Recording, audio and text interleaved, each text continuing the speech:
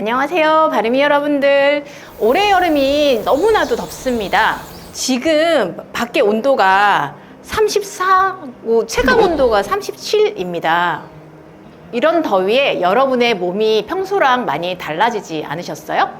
왜냐하면 날씨가 30도를 웃도는 폭염이 이어지면 우리 몸은 체온을 유지하기 위해 비상체계에 돌입합니다. 이때 밤낮 없이 가장 바쁘게 일하는 주인공이 바로 자율신경계입니다.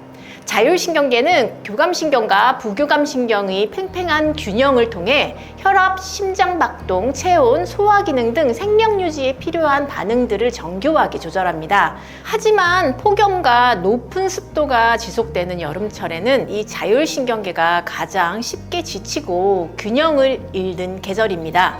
여름철 왜 자율신경계에 가부화가 걸릴까요? 외부 기온이 올라가면 뇌의 시상하부는 체온을 낮추기 위해 피와 혈관을 확장하고 땀샘을 가동합니다. 이 과정에서 혈압이 떨어지면 뇌 혈류를 유지하기 위해 심장이 과도하게 뛰면서 교감신경이 지속적인 과항진 상태에 빠지게 됩니다. 찌는 듯한 밖과 서늘한 실내를 자주 오가면 자율신경계는 체온을 올리고 내리기를 수없이 반복하다 결국 조절 능력을 잃어버리게 됩니다. 흔히 말하는 냉방병은 실제 자율신경계 실조증의 전형적인 양상입니다. 땀을 많이 흘려 수분과 전해질이 급격히 빠져나가면 혈액 순환량이 줄어듭니다. 이는 자율신경계 신호전달 체계의 혼선을 일으켜서 기립성 저혈압이나 브레인포그 증상을 유발할 수 있습니다. 미주신경은 두개골을 탈출해 상부경추 전면을 따라서 하행합니다. 평소 나쁜 구조를 갖고 있는 사람이라면 쉽게 자율신경계 문제를 겪게 됩니다. 거북목, 일자목, 턱관절 불균형으로 후두하근이 만성적으로 경직되어 있거나 경추정렬이 비틀어지면 미주신경이 물리적으로 포착됩니다. 부교감신경의 흐름이 이미 막힌 상태에서 여름철 열 스트레스가 더해지면 자율신경 실조 증상이 급격히 악화될 수 있습니다. 이런 증상이 있다면 자율신경계 불균형을 의심해보세요. 조금만 더워도 가슴이 두근거리거나 식은땀이 난다. 누워있다 일어설 때 순간적으로 눈앞이 아득하고 어지럽다. 찬 음식을 많이 먹지 않았는데도 만성적인 소화불량이나 더부룩함이 지속된다. 에어컨 바람을 쐬면 머리가 아프고 목 어깨 긴장감과 함께 몸이 으슬으슬 춥다. 밤에 잠을 쉽게 들지 못하고 자고 일어나도 무기력감이 사라지지 않는다.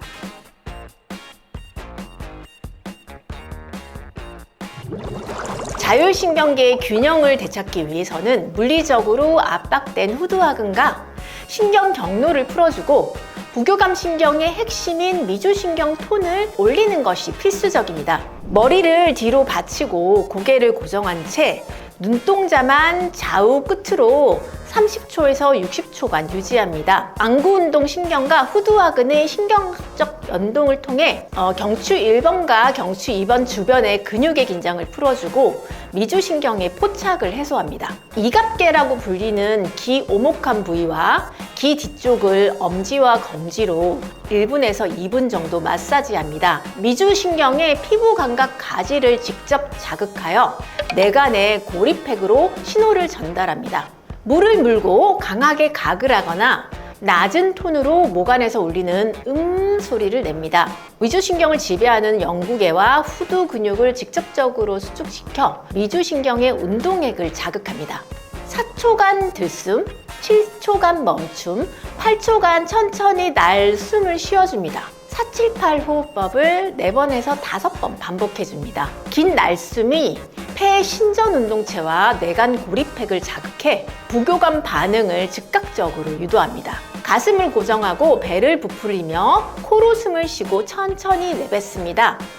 횡격막을 관통하는 미주신경을 물리적으로 자극하여 자율신경 조절 기능을 강화합니다. 목어깨 뻐근함과 함께 갑작스런 가슴 두근거림, 어지럼증이 느껴질 때는 눈동자 운동으로 후두하근 포착을 먼저 풀어준 뒤 478 호흡과 귀 마사지를 병행하면 훨씬 빠른 개선 효과를 기대할 수 있습니다.